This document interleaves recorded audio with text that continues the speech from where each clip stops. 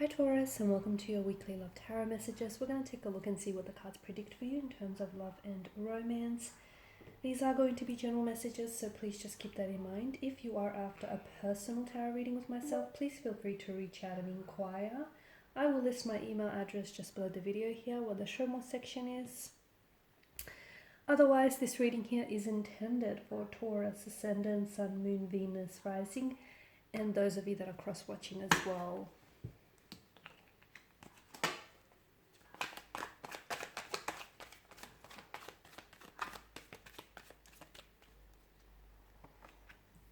Okay.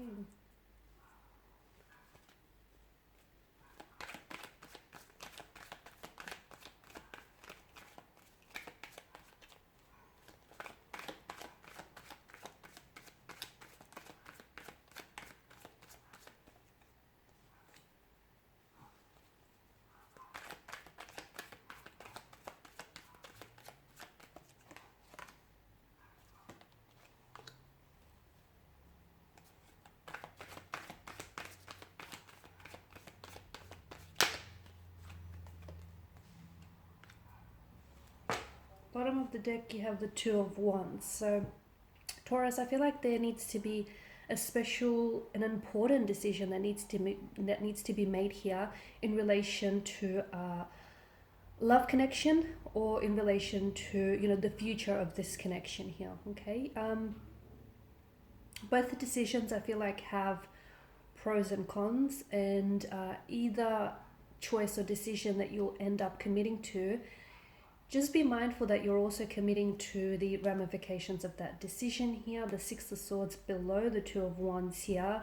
One decision is to walk away or to cut ties from perhaps a romantic energy that may not, or a romantic connection here that may not be serving you and in your highest good. Something that may be toxic, unhealthy, repetitious, going around in circles here, something that you may be chasing your tail on here. Okay. You've come up as the Seven of Pentacles here, the only pentacles in the suit here, and this is your energy. It's almost like you're waiting here. It is an energy of frustration here, so you may be getting frustrated with maybe the way that things are playing out here with regards to a romantic energy, a relationship, a romantic connection here.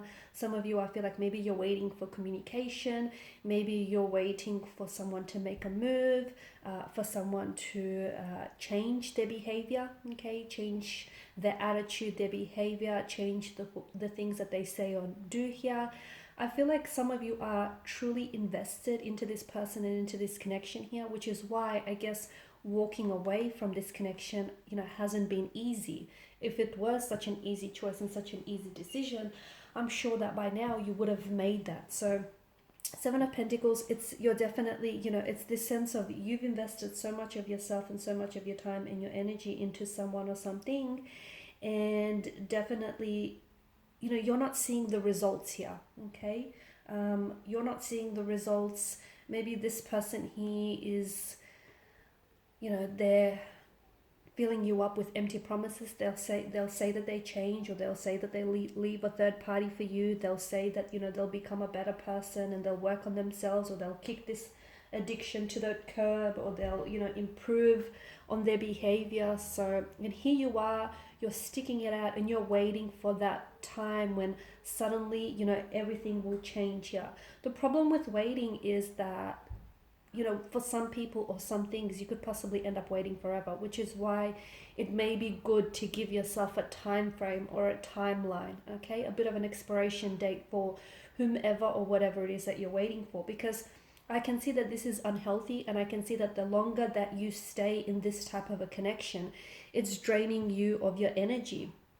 Whether it's your physical, your emotional, your mental, your spiritual energy, it's obviously taking more away from your happiness than it is contributing, to this happiness. And I feel like I understand that, the devil brings in an energy with it that is very addictive, very consuming, obsessive, possessive as well. And I understand it's not just, a simple choice of walking away from something that feels so intoxicating and so consuming, but the longer you stay, much like Adam and Eve in the picture here, the longer that, you know, you begin to resemble, and you begin to resemble the devil itself, you know, the longer that you stay, you begin to, you know, the deeper the rabbit hole goes, right? So it's definitely damaging to your self-esteem here.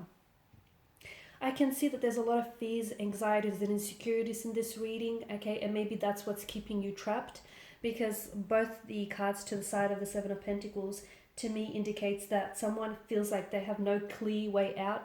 Someone feels like they're trapped or restricted by their set of circumstances.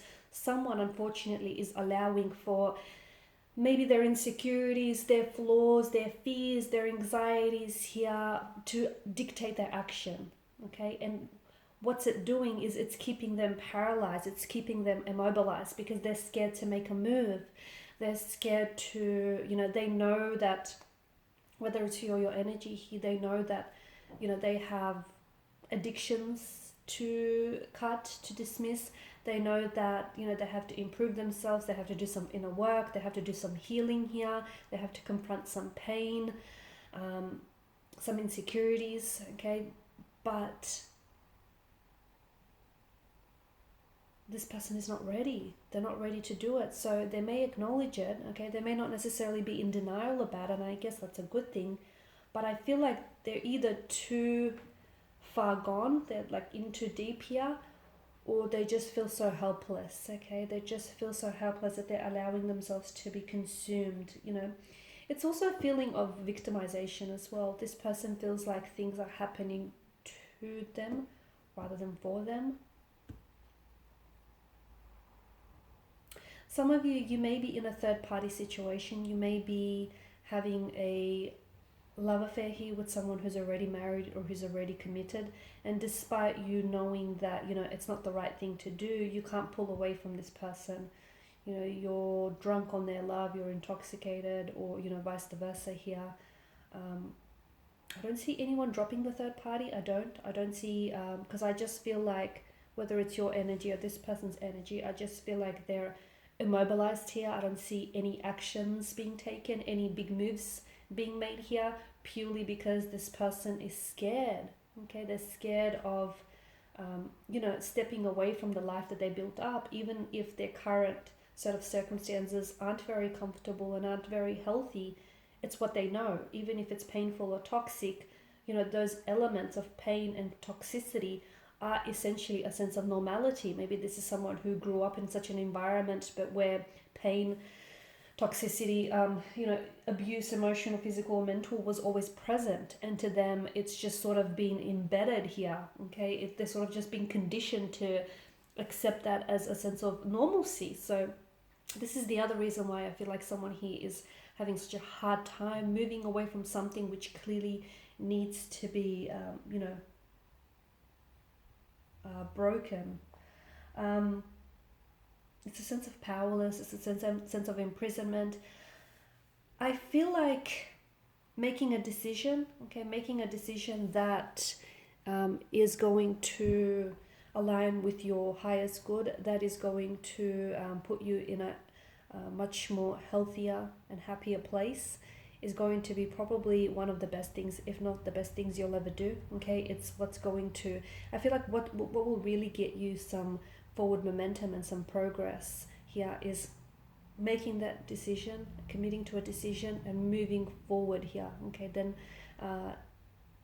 taking some action towards that decision, because I feel like a lot of you want to manifest happiness, you want an ideal partnership, you want love, and you know, you want to love and you want to be loved in return, you want a happy, healthy home. And I see that some of you even want to help this person, and you're even, I mean, I feel like you've invested so much of your time and your energy into this person, or even into the past, similar relationships. I feel like for you there's some sort of attraction towards birds with broken wings, okay? Because a part of you wants to nurse and care and nurture these type of souls here. But I feel like it's important for you to also understand that you can't go around rescuing other people, okay?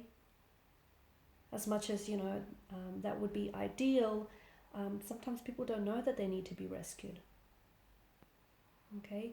And at the end of the day, you know, who's rescuing you? So as much as you want to help this person, I feel like they need to help themselves first and foremost, and it's a journey that they'll have to undertake in solitude, okay? Alright guys, and these are your messages. So thank you as always for watching and listening. Please show your support by liking, sharing, subscribing. For those of you interested in a personal reading, please feel free to connect. Otherwise, bye for now.